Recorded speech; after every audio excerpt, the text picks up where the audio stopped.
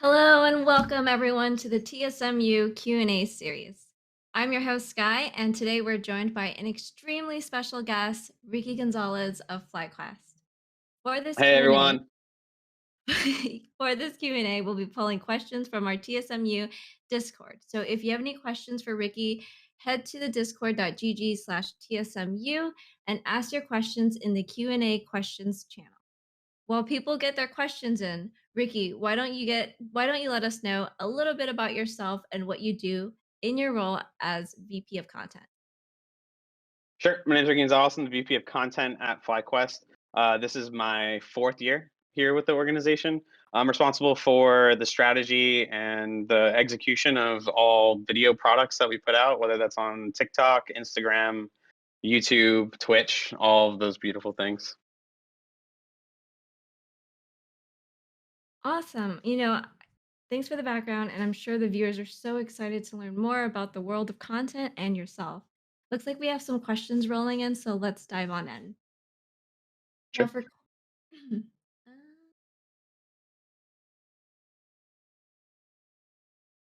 one second, sorry, I'm having some technical difficulties here. All good. It Hope happens. everyone's having fun. Thank you for Yeah. joining us today, guys. So 1010 asks, what is the best style of content for a roster full of newer players? That's a great question. Basically every year when you're running a content department, you've got an amalgamation of brand new players, first time LCS. You might have some veterans. What I find that works for all of them, new or old, and especially for us here at FlyQuest, and it's different I think for every org depending on what the kind of like visual identity, what the brand is.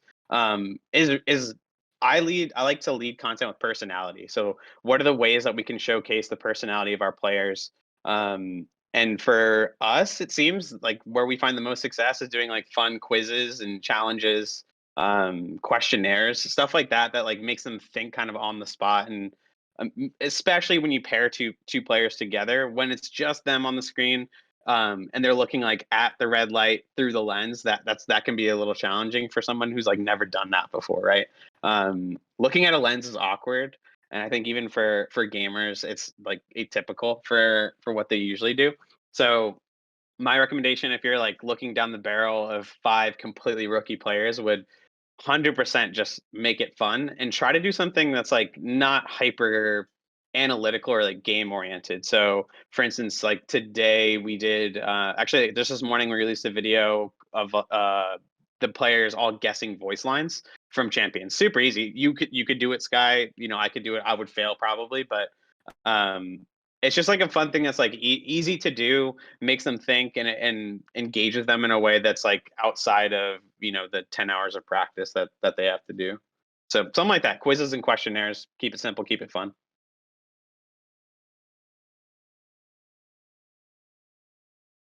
Ooh, I can't hear you. Is that me? Okay, sorry, I got funny production issues today, but I was saying that I probably want know like one line from like Blitzcrank because people like to spam it, so I'm probably gonna fail at it. But Yeah. outside of that, I think it's really important for talent in general to feel comfortable. And I think, we all know players are not actors at the end of the day. So, creating this fun environment for them to feel comfortable and ease into it is definitely a great approach. So I think that's awesome. In terms of the next question here, question number two, Kyle S has a question saying that what do you feel is the best type of content an individual who isn't a player can make to grow their brand? So, for example, it could be a coach, analyst, etc. That really depends on, I think, first of all, great question, Kyle.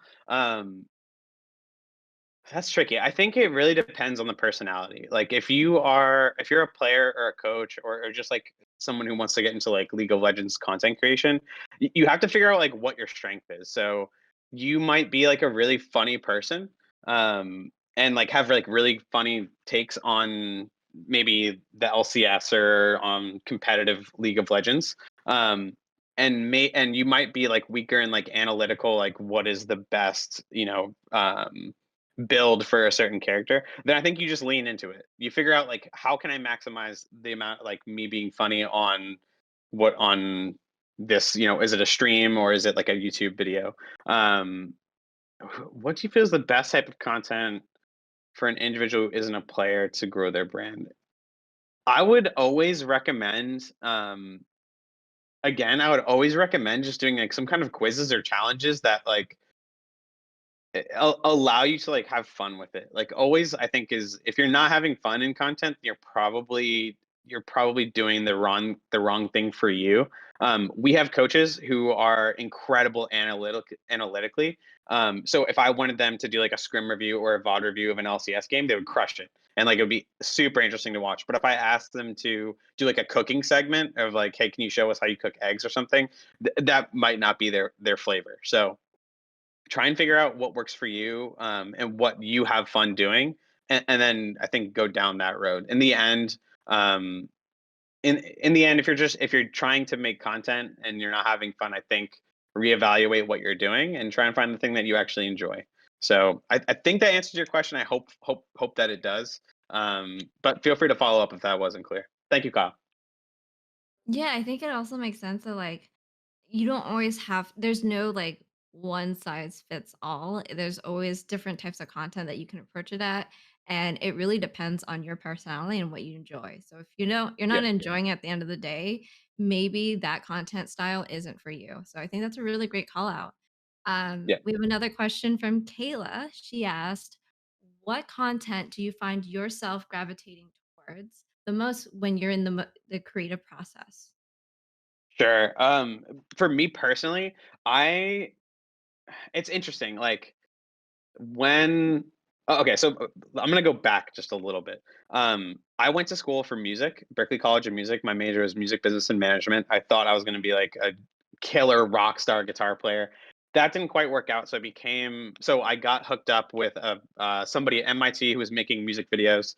The first music video that we worked on together was an OK Go video for the song Last Leaf. It was like stop motion animation, which is a grueling, hellish process. I don't recommend it unless like you're passionate about it. And then I took that as like the launch point of my career and started making music videos for other bands in the Boston area or from South Carolina or Florida, wherever they might be. So music for one is something that because I started my career that way and that's where like my degree is in, I'll always try and find like a musical angle to something that I'm working on, and that might not always be the case with like a quiz video or a doc type thing. But so music number one. Number two, after my brief career in doing music videos, I went on to do documentary work. So I was doing documentaries about bands. I was doing documentaries about bands and brands. That's a bar right there, actually. So note that down. Um, and I think like in that experience, I learned that I love storytelling and like there's so much in the banality of everyday life that is actually super interesting when you put a camera on it and you start talking to people about it. So second, I would say like doc style, telling the story of the person who's the subject. And then third, funnily enough, the like first video I think I ever watched in esports after I was in my kind of like documentary career part of or documentary era of my career, like the first stuff I watched was TSM Legends. I remember Wild Turtle getting benched and then bringing in Keith, and like that episode might have been the first one I saw, and I was like, oh my god, this is like full of drama, full of life. It's so interesting to see like these players. So um, always I will look at like what kind of got me started in esports at least, or what got piqued my interest in esports content, which is like the doc style, the personality of the players, and like the troubles that they go through. While they are just playing games, it's like so much more than that, and there's an interpersonal dynamic between the players that is very akin to being in a band and like touring the world. It's very similar, and that's why I think I like gravitate towards it. So to kind of go back to the question, Kayla, I usually find myself trying to weave in music in some way. So whether that's like a year or two ago, we did a piece featuring Ocelot from G2 and Trisha, our CEO. We made like a total remix of A Whole New Worlds, and we put like a cool video together for that. That's like for me, that's like the pinnacle of everything I want in content. It was funny. It had like Eric Andre, Tim and Eric kind of vibes to it with like the crazy animations and motion graphics. It had like original, like not original, well, original music that we were doing a cover of. And then it featured two awesome people in esports: Trisha Sugita, the CEO of FlyQuest, and Ocelot, who's like needs no further introduction, I think. So I would say like comedy, doc style music. I don't know if that's like specific enough, but I'll always gravitate towards like what kind of funny track can I put in this piece that's gonna make you kind of chuckle, and then what can we do graphically to like turn it on its head and make you laugh. So also, yeah, I grew up watching like a lot of Tim and Eric and Eric Andre, so I'll always find ways to like mimic that kind of style. That's what I find myself gravitating towards, though.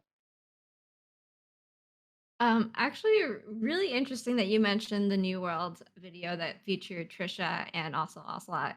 Could you talk a little bit more about that? Maybe like behind the scenes, how you ideated that, how that became a Sure. real thing? Yeah, I actually started because I think Ocelot at the time, Carlos, he did like an acapella version of Frozen, but like it was like reworded because he was trying to get somebody. I think they were looking for like a marketing manager or something, and he literally did 2 minutes acapella straight up of him singing the Frozen song, but reworded to be looking for the thing. And I think Trisha commented below that, like, when are we doing a duet? And Carlos was like, ASAP, like, let's make it happen. And then Trisha was like, okay, we're doing that. We're obviously going to figure out a way to do this. And I think like there's so many ways to split that, right? Like your CEO comes to you and she's like, "We need to do a duet with Ocelot. Figure it out." Um, like the first thing that came to my mind was because we were ostensibly both going to be going to Worlds. We just FlyQuest in 2020 had gone to finals in spring. It looked pretty good for summer, so I thought it'd be cool to do like a whole new Worlds because COVID. It was the first year of COVID. It was going to be a whole new world. We were going to China. It was going to be 14 days of quarantine, absolute chaos. So I thought that was very fitting to do a whole new worlds. And because it's like a perfect duet, Disney style. Um, and they both, I think, know the song. Almost everyone, I'm sure, in this chat knows the song or in the stream. And so yeah, it was pretty. I would say organic. It wasn't like we sat down and we're like, "What can we do for content this year, guys? Let's do a duet." It was like this happened, then Trisha commented on it, and then Carlos came back to it, and then it's like, okay, let's scramble to figure this out. So like first step was let me record like a backing track and do like a fake vocal line to reform the words so it makes sense for a whole new worlds for League of Legends. We went back and forth with G2's content people. Karina over there, I think she actually just left G2, but she's been there for years. She's a goddess. She's incredible. So I talked to her. We got on the same page. She shot footage on her end of Carlos. We shot footage right here in the studio in the green screen with Trisha. And then it was really just like writing, the rest of the instrumentation for the songs, which is for me. Luckily, I'm a musician and I play like every instrument. Super easy to do. Sent them the track. This is the craziest thing. We sent the track. I sent the track over to Carlos, and I'm not sure what to expect. Like, I don't know if he's gonna record it into his like laptop microphone or whatever. The guy goes to like one of the premier recording studios in Germany, and literally records like unbelievable quality vocals, zero auto tune. I get the stems, the like raw vocal track back from him, and I like pooped myself. It was so clean, so crisp. It was on tune. Everything was perfect. Couldn't believe it. And then that's when I was like, oh sheesh, like we're gonna have to like step this up to the next level. So then it was just on me and Trisha and our COO Michael to figure out, okay, how do we get Trisha on this track like competitively sounding awesome? And I think she did a phenomenal job. It didn't take long at all.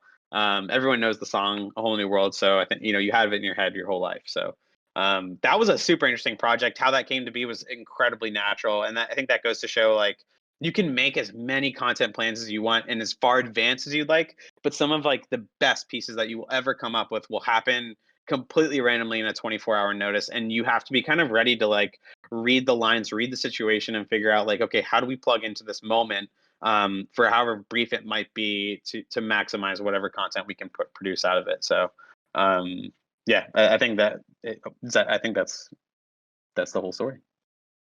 Honestly, that's an amazing story, and the fact that it Yeah. was just like you made this happen within like So I'm sure it was like a long amount of time just because you had to also work with the editing and also figuring Yeah, out the songwriting part. I'm sure that took a long time. Also, like I believe you also played the guitar in the yeah. video itself. So that's honestly so much work. But like like for me, it's like kudos to you. I think that it was a Hey, really thank you. easy approach. Yeah, of course. Moving over to another question by Punchy. Punchy has a cue for Sure. you, and he says, if you had to restart from scratch, no degree, no experience, what would you do to get into your position? For sure. Oh man, like, so 0 experience in doing anything? So, like, you've never shot or anything? Yeah, exactly. I'll assume that, right? And if we're talking, like, outside of productions, for anyone here who's, like, not, in content or production or what have you, I think, like, the first thing you can do, is figure out what you like. Is that, like, influencers? Do you like working with influencers? Do you see yourself on the partnership side? Would you like to work with brands, figuring out how to pair the brand with the team, with the player, with the influencer, figure out, like, what is the best content for that? Do you want to do team management? Do you want to be like a team manager? That's like A1, like A1 since day one. You got to figure out what you like, because if you don't, and to be honest, you might find something that you like, get into it, and hate it immediately. That happens all the time, and you're like, okay, cool, I'm gonna pivot. But I will speak to, like, from a, like, content perspective. If you are brand new and you know in your heart is that you want to do content, the first thing you have to do is, like, learn the tools of the trade. So that is, without exception, a camera and Adobe, and then the internet. Like, figure out, there's so many things you can make without a camera, with even just a microphone or no microphone. Content is at a point right now where you can make it out of anything in the planet. Um, it's really about figuring out what you like in content. So if you're just getting started in content, if you have little experience, the first thing I would say is start making stuff. Like 100%, you have to start making stuff. You can't really just be like, I want to be an editor. I'm just gonna wait until someone gives me an editor job that I apply to. Um, you really have to you have to get the stuff under your skin, under your hands, so it's comfortable. So by the time an org does come to you to say, like, okay, hey, we're ready to hire an editor and we'd love to, like, check you out, you gotta be ready to go. And I don't think many people will hire you if you've just never made anything before. We live in an era now where you can make content out of anything, with anything, a crappy computer, a great computer, with your phone, with a crappy phone, whatever it is. So I think it's, in content specifically, you just got to start making stuff. And it can be bad. 100% can be bad, can be absolute trash, but just get it under your skin, figure out the process of it, exporting, codecs. How do what is the aspect ratio for certain things? All the little things, that stuff adds up into, like, a huge database of knowledge in your head that's useful for a lot of companies. So no experience, restart from scratch with no degree. In the content side, at least, just start making stuff. To follow up with that question as well, like how can you get yourself out there for people to notice your work? Is it, Sure. networking? Is it, meeting with other creators or editors who do almost the same thing and getting feedback? I'd love to get your thoughts there. Yeah. Well, let me first, I'll tell a story of, like, how I got, like, into the industry. Um, like I said, I was watching TSM Legends videos while I was making documentaries in San Diego, with a production company at the time that I owned, and I was just like, I want to do this, like, whatever this is. Is it videographer? Is it producer? Like, whatever that position is that, like, plans the content these people are doing and even executes it, shoots edits. Like, I want to do that. So I had a production company. I put on, back in the day, r slash League of Legends was, like, not as heavily moderated. So, like, super late at night, I, like, made a post. Was like, hey, I own a production company in San Diego. I noticed that not every team is making cool video content. At the time, I think it was literally just Team Liquid and TSM who were doing, like, serialized, like, weekly content. And immediately I got hit up by a team called Renegades. The creative director at Renegades hit me up. He's like, "Hey, we'd like to do some kind of, like, cool, like, roster hype video about, like, their new roster." They had just gotten into the LCS, I think, from Challenger Series, and basically from Reddit, I got my first opportunity, which was to shoot the hype video for Renegades in 2016. Which, if you've seen it, is like Crumbs and Alex Ich and Freeze and Remilia, and I forget the last person. I'm so sorry. Shouts out whoever that person is, the top laner, I can't remember, but excellent person. Um, and so that was my first thing. I made this video, this roster video. It came out awesome, in my opinion. If you guys go check it out, it's somewhere on the internet. I think it's called The Road Ahead, maybe. It's been a long time. It was like 6, 7 years ago. But basically, I made the first video. Then that led to like another contract with Renegades to like continue making content. That ended abruptly in May of 2016 because they got their LCS, um, like they got their LCS position removed. Basically, it was taken from them for some other stuff that was going on in the organization. And that I'm not even kidding. That day when I read that on the League of Legends or the League of Legends Reddit, I immediately sent an email to Noah Winston at Immortals because I've been tracking kind of Immortals throughout that entire my first split, at least in the LCS. Immortals was up and coming. They were like 16-0 or 15-1 or something like that in their first split, or 17-1 in their first split. I noticed that their content sucked. They just did, like, they either didn't have anything or it sucked. So I hit him up. We had a meeting 3 days later, and he hired me. He was like, "I want you to be the content person here at Immortals. Like, help us figure out what it is that we do here." There was like 3 people working there. It was the social media manager, the team manager, who's Dodo, who now works at Team Liquid, and like a couple of competitive staff, and then just me. So getting into the industry for me was a little bit different than I think you can do it now. All that being said, like like if you're in content and you want to enter this industry, you kind of have to get noticed by something that you've made. So in which case, I don't think it's that different than how I got started. I got started like mostly because I made something cool that people liked, and people saw the value of what I created. And I think that is kind of where you have to start, no matter what. If you're in content, if you're trying to do like the Travis Gafford thing and do like interviews with players, that's a little bit harder of that's a barrier of entry you need to get over, which is you need to figure out how you're going to get interviews with players. Practice.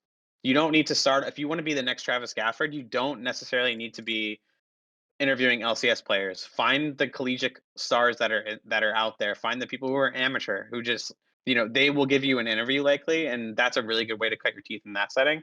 If you want to be like if you want to be like an editor, you got to be making stuff. I think the overarching theme that you can probably come out here is like, even if you don't have the position, or if you're just getting started, or you're like kind of far along, the best thing you can do for yourself in content is continuously making things and putting your best foot forward with the last thing that you released. So I think back to the question, really, like, if you're starting now, how to get into the industry, networking on Twitter, I think is huge. Connect with these people. I get asked all the time, like, "Hey, can I just talk to you for like 15, 20 minutes and just like pick your brain?" And I love those conversations. Not everyone, I think, is like in love with talking to like complete strangers about their job and trying to give them like tips on how to come up. But I will absolutely talk to anyone that wants to like actually come into the space and make change, make the space better. Find those people. There's content. There's 10 of me's in the LCS. There's even more in the Overwatch League. There's even more in COD or in R6, Rocket League. All of these sports, all of these esports have like communities of people that already exist. Enter into those communities. Be there. Be present. Communicate and be a part of that community. Contribute. Really is it like there's no substitution for just like being there and being a part of it and living inside of that community. Hope that answers the question. I'm all over the place. I'm sorry, guys. If none of this makes sense, at me on Twitter and say you suck or something. You definitely don't suck, but I think you can also apply your advice to almost other industries as well. I think that's great advice. And I think, a lot of people just really need to hone in on figuring out what they enjoy and what they like doing. And that being said, Yeah, knowing that the production world is a pretty wide like world. It's not if you're in content, you only make content. There's different parts you can produce, you can edit. How do you for sure. find your niche? How do you find that spot where you're like, this is what I'm really good at doing? Time in the game, like just figuring out, just doing it a lot. It's hard to know if like you like or hate editing if you've only done it for like a year and like all you had to work on was like highlight reels. There's a chance that you might hate doing highlight reels, but you love doing motion graphics and doing documentary style stuff. The only way I think to figure out what you truly like is to try it. Unfortunately or fortunately, some people I think will be like, "Damn, I gotta like make a documentary to figure out if I hate it or not." And so I'd be like, cool, I'm gonna try a documentary and see what the hell happens. And I think like for those things, like you don't necessarily need to be here in Los Angeles at the LCS every week to do that. You can do like fake versions of it. You have the camera that you have in your pocket, I guarantee is better than the 5D Mark II that I started with in 2012. Like that camera that you have in your pocket likely can do 4K. It can do 60 frames per second, and that is that's an amazingly powerful tool to be able to use on the go. So I think you just gotta do it to know what you like. And I think like what you may find is you spend 5 years doing shooting and editing, or shooting or editing, whatever, and you're like, God, you know what? I'm kind of over it. I want to graduate to like something else, or to the next step. That is not a waste of those 5 years. What you've learned, especially if like I'll use like editor and shooter for example. If you spend 5 years editing and now you're like, okay, cool, kind of I want to get into camera work and shooting, be all of your knowledge that you have in editing, you figured out like I don't need 10 minutes of this shot. I just need 30 seconds of that shot. You're gonna be a better shooter. 100%. You know exactly what you need to get to the next step in whatever edit you're putting together, and vice versa. If you've been shooting for 5 years and you want to get to editing, you in your head while you're shooting should always kind of be thinking of how that shot that you're getting is going to edit into the next piece. It might not always be the case, but for the most part, while you're shooting, you should be thinking of the edit. And then for both of those skills, shooting and editing, you can take to producing. 100%. You know how to communicate. You know the language. You know the terminology to use to be able to get your point across. If you're giving feedback on a video that somebody has just submitted to you, you know the right words to use to get the thing that you want out of it, right? And not only that, I think this is maybe the most important thing for people who are like aspiring managers or producers, knowing what your feedback mechanically does on the back end of it. So if you get a video and you say, okay, cool, I want you to take this text and move it over here, knowing how long that takes, what are like the issues, what are the possible failures that come with doing something like that, as simple as moving a text around, is absolutely essential to getting what you want out of that piece. Um, it's not always going to be the case for people who want to become producers that you're going to be able to just go in there hands on and move the thing around, or change an edit, or move a shot around, delete a section of a video. You're not going to have the opportunity to like A/B test, like see how it was after and before. So you need to really get really good at communicating, which is why I recommend, even if like you're setting your sights right now on, I want to be the VP of content at a team one day. It's critical, I think, that you go through all the necessary roles first, so you know how to communicate those things, and you will become a much better VP of content than if like you just walked off the street and you've like I've seen a bunch of cool videos, so that's what I recommend. No, that's great advice. And also for those tuning in, we have Ricky Gonzalez, VP of Content at FlyQuest. If you have any questions for Ricky, please hop on Discord at discord.gg/TSMU and ask your questions in the Q&A questions channel. Now, moving over For to sure. another question from Noxwar. Why is becoming such an important part of esports industry in terms of being a platform for content for brands? And do you see FlyQuest as leading the forefront of content on that platform? Who is your favorite FlyQuest moderator and why is it me? Noxwire, you are of course my favorite moderator of FlyQuest. You're goaded. You've been here for a while. You're always in the tweets. Okay, so let me answer this in pieces here. Why is TikTok becoming such an important part of the esports industry? I think that's a pretty easy answer. I'm sure the majority of people inside of this meeting right now watching spend a good deal of time on TikTok, unless you're just like this is not your thing, which is totally fine. However, the majority of everyone under 25, 30, even 40, my mom spends a ridiculous amount of time on TikTok. It's just a new video platform that is so easy to consume. The algorithm is incredible. It's easy to spend a lot of time on TikTok. It's easy to kill time on TikTok quickly. So, like, if you have 5 minutes, you're just going to go check out TikTok, boom, boom, boom, boom. And I think it really boils down to like the watch patterns of the public. Like, how do people consume content? It's changed dramatically since the beginning of YouTube in like 2007 or 2008. Not everyone is on their phone looking through YouTube anymore, like trying to find like a video to watch to kill time.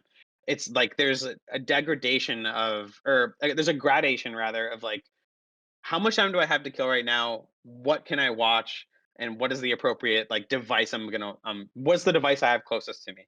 If you're at your computer, you're probably gonna watch something on Twitter or something on YouTube. If you're out on the go or you're in bed or you're on the couch watching TV, you're probably not gonna go to YouTube to find a 25-minute video.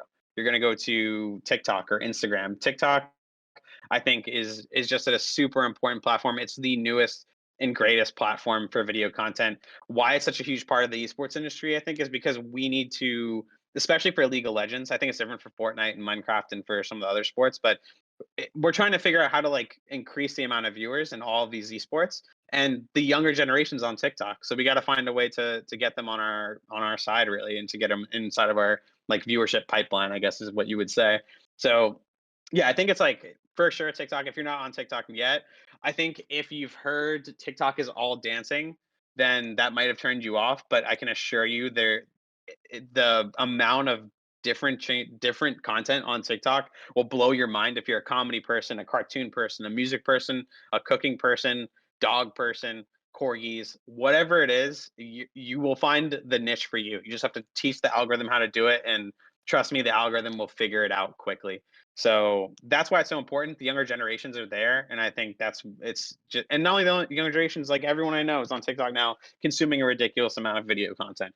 And the platform itself is great. The algorithm is great. The like format of video is really, really great. Like just a 1 minute, slightly longer, could be even less, repeating circular kind of editing style allows you to get so creative with like editing and camera shots and camera placement and camera tricks, like stuff that I think, was invented 30, 40 years ago because cameras had just kind of gotten like democratized for people. All that stuff is like coming back. You can see it like whenever you see like a cool camera trick with like the hat and he flips the hat and then it comes off or whatever, like all that stuff has been done thousands of times before for the last 30 years. It's just now everyone has a 4K camera in their pocket, and an easy as hell editing software in TikTok. It's really easy to edit in TikTok, add tracks and stuff. So that's why I would say it's important. It's just where the industry is going.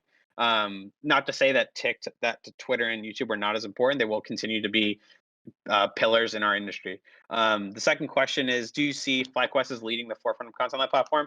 I don't know if we're like leaders for sure, but I will say we've had like a ridiculous amount of success because our videographer has taken kind of the responsibility, the ownership of the platform to create something that's unique to us. If you go to our TikTok right now, TikTok.com/FlyQuest, you will see it's like we're a little bit different. We make memes about League of Legends. It's not everything that we do on that platform. I'd say the majority of stuff we do on that platform is not curated or dedicated to people who follow LCS or competitive League of Legends as a whole.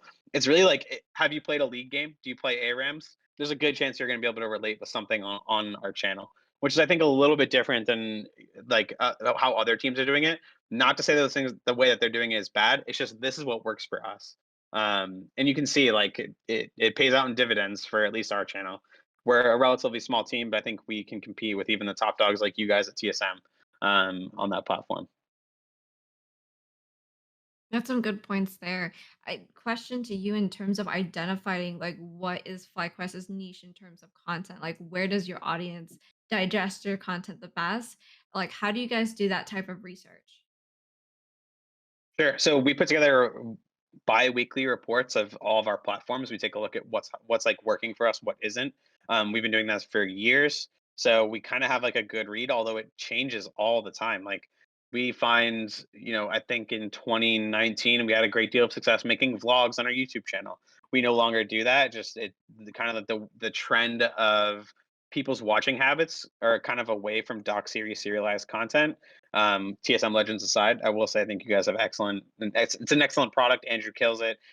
Max, I think, it changed the game. However, for us, we just have to figure out what works, just specific to us, and it's not going to be a copy and paste thing that we can do with all the other orgs. It's not like we can just make a documentary and hope to be as big as TSM Legends. We have to find our own angle, and the way we did that is like trial and error, but also it's just boil down what works the best.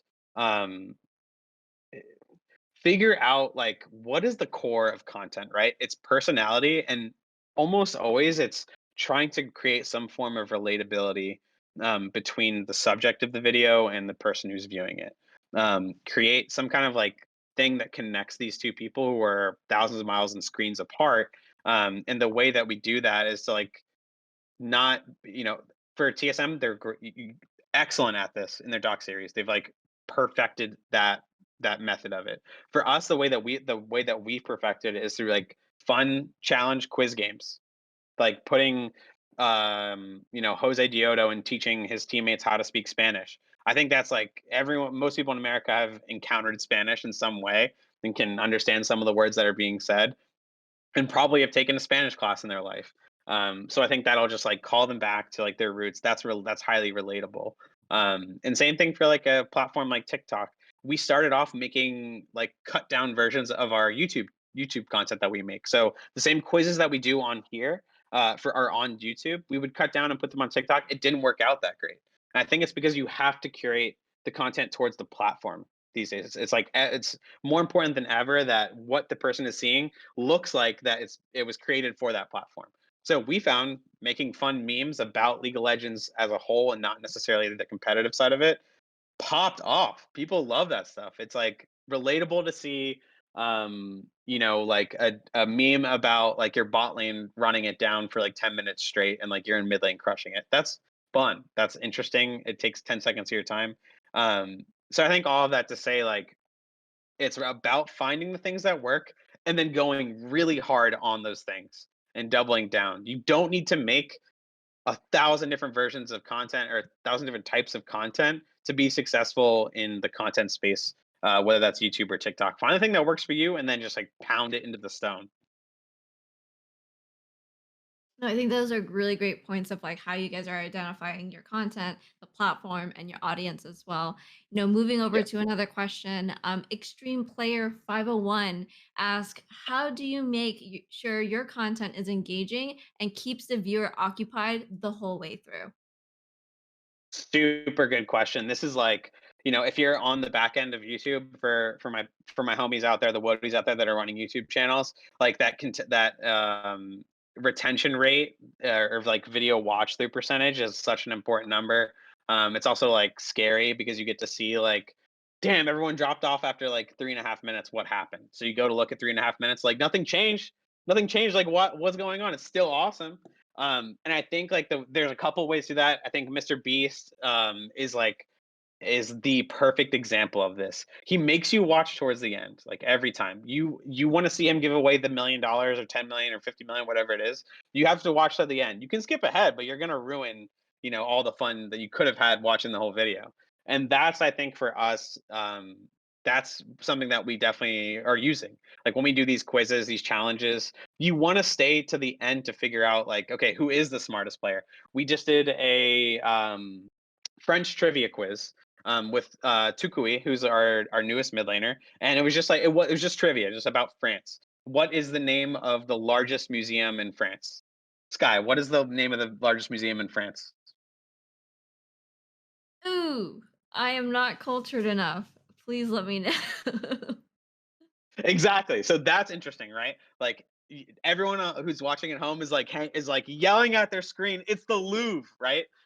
But so you want to see Oh that my stuff. You want to see god. like how smart are these players? Like they're could be millionaires in their own right. They're certainly wealthy pro athletes who are doing big things. They're people I love to watch on the Rift. Like how smart are they actually? Do they know what two oceans border Latin America? Who knows? And so I think that's the thing you kind of have to work towards, especially on YouTube, is like it can't it like it's difficult to retain people for an entire video for sure. So I think just finding the content styles that make it like almost impossible for somebody to click off. One way to do that is through quizzes and challenges, and of course, like having a winner at the end. Another way to that is just telling like a very compelling story. So with like a TSM Legends or like a story of Bjergsen or on Huni or whatever, you might be watching to figure out like what was the behind the scenes on this event or whatever. So I think that's a great question, Extreme Player 501. figuring out that's the name of the game. Your question is exactly the name of the game. How do you get people to watch all the way through? And that's not only important for retention rate. Somebody who's watched like YouTube will prior just kind of some like sciencey nerdy stuff in the back end there is like you have a 10-minute video, but people are only watching 3 minutes of it versus a 5-minute video, but people are watching every single moment of it. YouTube is going to prioritize the video that's keeping them on the platform longer. So finding ways to retain those people not only is great for your attention rate, and it means people watch your whole content, which is like a big yay for editors and shooters, like they saw my stuff. But it's also that's what's dictating whether or not on the right side of that bar on YouTube, when you're watching a video, what gets shown in that bar, right? Is like, are they going to show your video, or are they going to show a video that's 10 minutes long and they watch every single moment of it? And that's the name of the game. Good question, Extreme Player. And thank you for also putting me on the spot. I honestly did not know until you pointed it out The that in the Louvre. Louvre, You I must am know not that. cult You've heard I of it. knew the other question. The second question, isn't it the Pacific Ocean and the Atlantic Ocean, or am Yes, I that not? is correct. Okay, at least I have one question right. Yeah. um, moving over for an additional question, God J asks, what are some of the most important soft skills to have when it comes to going into Oh man. Um so many. I mean, the if you're working in esports, depending on how close of proximity you have in your role to players, it's like mega important to be able to like communicate effectively and to like be able to build bridges with people who may not necessarily be good at doing that themselves. So if what I can speak to is at least for like the content side. I think that's like for me is just it. I think is that's the best I can give you guys right now. Soft skills, if you're in content, you want to go into esports, is like try and be in like a warm and like inviting person for these players who maybe not necessarily have ever camera before. And if you say for instance you get a brand new player from China, right? And maybe they've never played on a professional team, or they have and maybe that team didn't have any content people. When they arrive at the airport, you're shoving a camera in their face. Um, even if you're not doing it at the airport, or they're coming back and they're doing a quick studio thing because you have to get that roster announcement video out, or you got to get that jersey video out. These things are I think it's important things you need to like take care of is like, how can you like connect with these players who are like relatively new, they never been on camera before, and now you have to kind of unfortunately put a camera in their face. The soft skill of like just identifying and like learning people's kind of like feelings and vibes while you're with them and putting a camera around them is really important. Other soft skills I think are just like just be prepared to like work in like a crazy environment where stuff changes. It's highly emotional, there's wins, there's losses. um be like just be ready for kind of anything to happen in terms of like the competitive side of it. You might go to TSM hoping that like I'm gonna be on this team, or we're gonna win every split. Might not happen.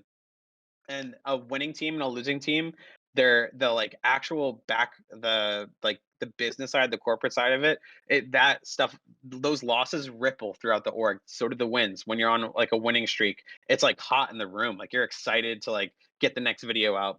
Those things, I think it's challenging to be part of like a hot and cold climate. So I think like being able to be flexible towards the vibe of the team and like how everyone's interacting, and just know that like you're in a competitive environment. If you went to go work at Apple, it's competitive because you're competing with like Windows or whatever other manufacturers, but you're not going actually head to head against them every single week to see like who's better. That's like more of like a over time thing. Working in a competitive environment is very unique, and I think it just requires like you to be pretty headstrong. I think other soft skills are just like be prepared to like communicate with people who've never or aren't that great at English. So like be comfortable with that and figure out ways to like you know communicate without necessarily with people who may not have the best English, or don't like talking that much. And of course, or it's not really soft skills, but like be organized and learn how to write emails well. That is like a huge thing, right? Being able to write a good email will get you so far in this industry. You have no idea. That's what I would say. Yeah, Good question. great advice. Gavin has a question for you. Do you focus more on the content creation side of esports? What was your transition like from music to esports? Sure. Yeah, I am like almost entirely my job is focusing on the content creation side of esports. There's like very little there's like absolutely zero that I do competitively for the org. I think like at FlyQuest, because we're a tight knit like smaller team.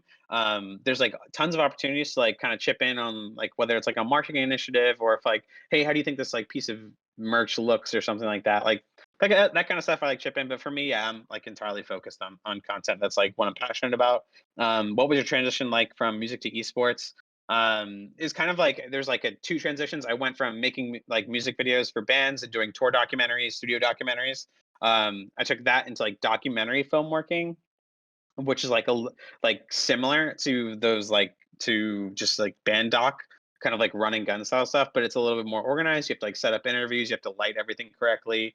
And like coming prepared with like good interview questions that are going to get you the answers that you want to tell the story. That was like a transition, which was difficult for me. The first documentary I ever shot, like actual hard documentary, was for a clothing brand in Kenya. I spent a month and a half on the east coast of Africa, and I shot a documentary that did not come out great. I'm gonna be honest with you guys. It wasn't popping. For sure was not popping. But I learned so much in doing that documentary. So that was a hard transition. It was like very challenging to like see after you get back with all the footage, um, all the things you fucked up. And you're like, I can't change it because I'm not there anymore and I didn't know at the time. So that was a transition, and then transition from like doing like TV documentary work into esports was really just I've been playing League of Legends and Dota for Warcraft like for the majority of my life. Let's check out like what it looks like. Oh crap, there's like a whole league, and then there's a team called TSM and Machinima. They're all making sick ass documentaries about it, and then realizing like I can do that. This stuff is like this is what I've been doing for years. This is my career. I can do this with esports or with gaming as a whole, and make it like a career out of it. That's what I want to do. So that transition is it's kind of by chance. It's kind of by like seeing where I want to go and then trying my damnness to get into that. And for me, it was just making a Reddit post, which like I wish it were that easy these days. I consider myself very lucky, very blessed to have been able to like do that at that time, which was like I swear I think it was like December 15th, 2015 was when I made that Reddit post.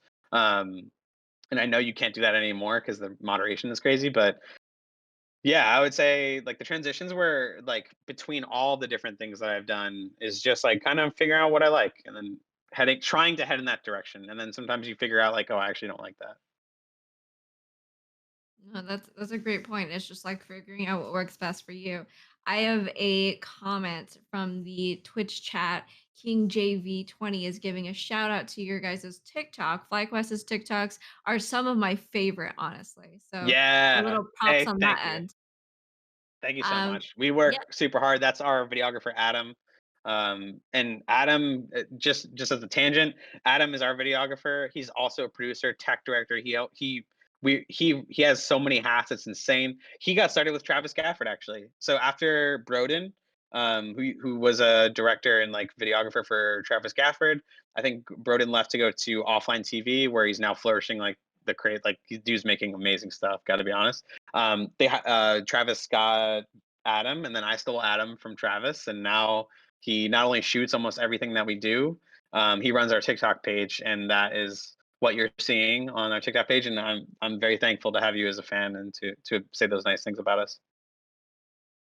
yeah. And following up with a question from Leanne, what would you say defines FlyQuest's approach to content? How do the content and design teams communicate or work together to achieve this? Cool. So the first one I'd say, I'm sorry, what was the first question again?